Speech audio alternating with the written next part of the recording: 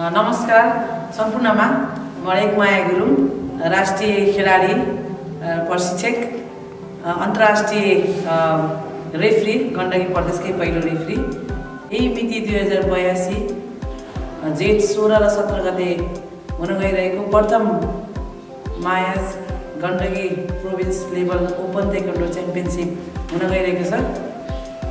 यहाँहरू सम्पूर्णमा यस प्रतियोगितामा सहभागिता हुनको लागि हार्दिक अनुरोध गर्दछु।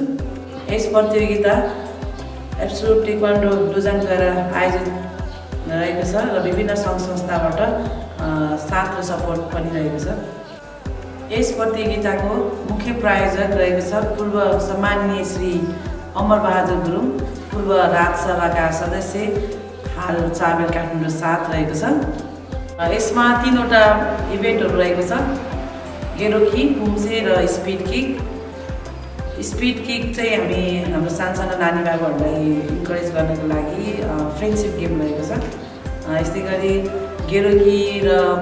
गेरोकीमा चाहिँ हाम्रो मेल र फिमेल गरेर 20-20वटा वेट क्याटेगोरी रहेको छ र सिनियर, जुनियर र क्याडेट इभेन्ट रहेको छ त्यसमध्ये। र पुम्सेमा पनि हाम्रो 5वटा एज क्याटेगोरी रहेको छ, 9 वर्ष मुनि, यस्तै गरी 10 to 12, 12 to 14 र 15 to 17 र 17 वर्ष माथिको इभेन्टहरू रहेको छ पुम्सेतर्फमा।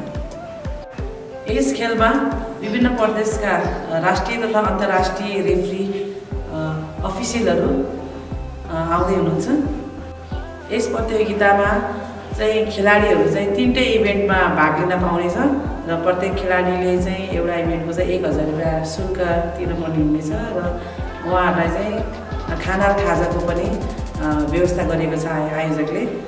र फर्स्ट टिमलाई चाहिँ 30,000 र ट्रफी रहेको छ, त्यस्तै गरी सेकेन्ड टिमलाई 20,000 र ट्रफी र थर्ड टिमलाई 10,000 र ट्रफीको व्यवस्था रहेको छ।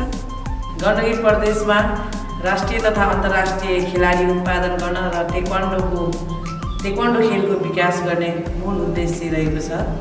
र यही 16 र 17 गते पोखरा रङ्गशालामा हुन गइरहेको प्रतियोगितामा सम्पूर्ण गण्डकी प्रदेशका खेलाडीहरू सहभागिता भई साथ र सपोर्ट गरिदिनु होला। धन्यवाद।